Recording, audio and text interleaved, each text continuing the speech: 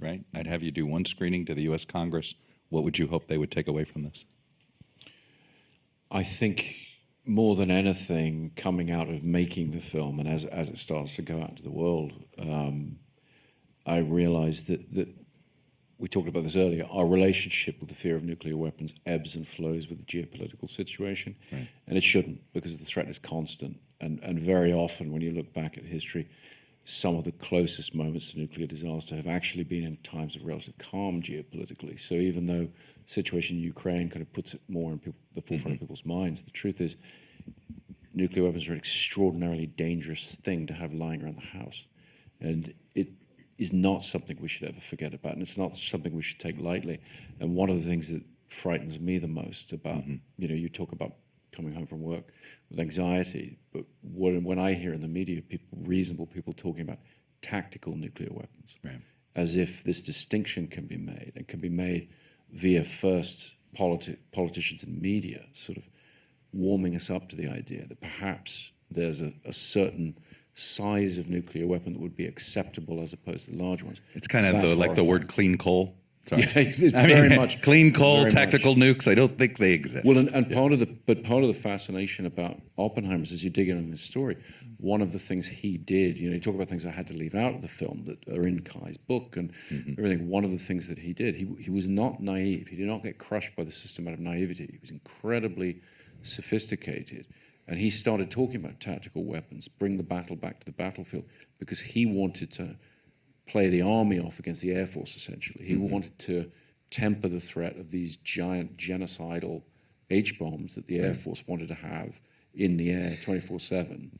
But his you had it, I think he reiterated a few times in the movie, and it's held true, where his belief was, well, if we use it once, it'll mean they won't use it again.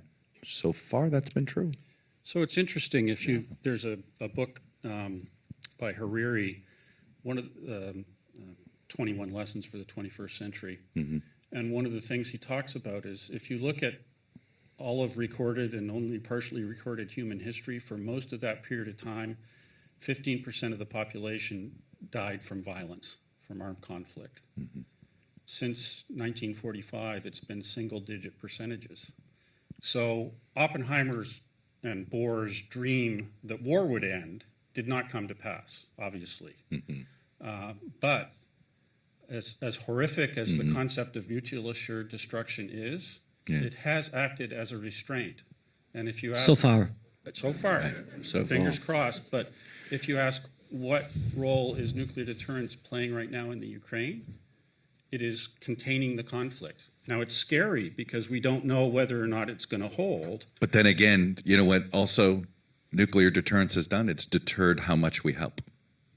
It has deterred our ability to help Ukraine more. Absolutely. And but why no fly zone? Because you've got to enforce it.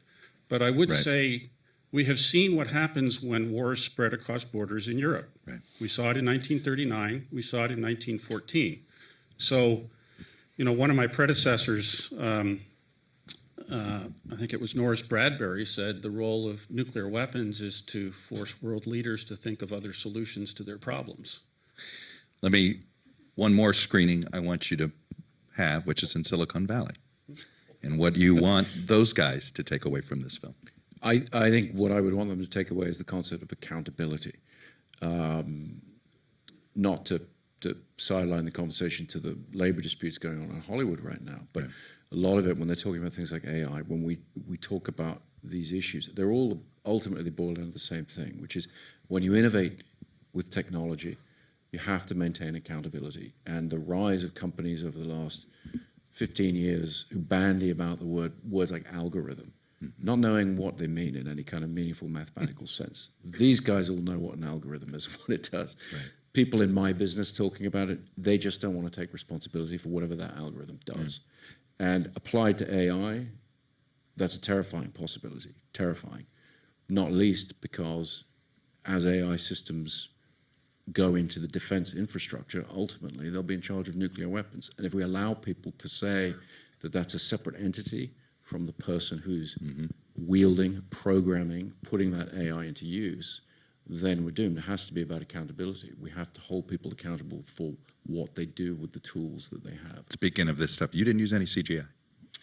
Did not use. Conscious That's a decision. much lighter question to answer. So it's a nice. Well, I say pivot. that, but no, you no, didn't because no, you know. I didn't. And I wonder, are you going to pledge to not use CGI going forward? You don't want to be involved in generative AI. I mean, are there certain things you won't do? No, not at all. Yeah. And I think that AI is already a very powerful tool in our business as far as visual effects go. The interesting thing, as you say, is computer graphics. To me, they're a touch anodyne. They're very versatile, but they tend to lack threat. Of course, now they're seeming threatening in other ways. But as far as your actual use of them, and as a filmmaker, you're trying to gauge, what colors are in your paint box, what techniques are you going to use, what's the feeling. And so in an earlier film, at the end of one of my films, there's a nuclear explosion in Dark Knight Rises. It's meant to feel like it's far away enough that it's not going to affect you and whatever. And so you're actually meant to have a sense of, okay, we got away with it at the end. We did that with CG. It was beautifully rendered. My team, incredibly well researched. But coming to portray the Trinity test, and obviously we're here, leading up to the anniversary of the Trinity test tomorrow. But it was like, okay, this has to feel dangerous. This has to feel beautiful and terrifying in equal measure. Yeah. And real world imagery, real world things. I think they have that bite. Well, I think beautiful and terrified. It's a pretty good. We should put it on a movie poster because it was beautiful and it was terrifying. Congratulations. Thank you. I think we made that as a compliment. Thank you very much. And what a panel. Thank you, guys.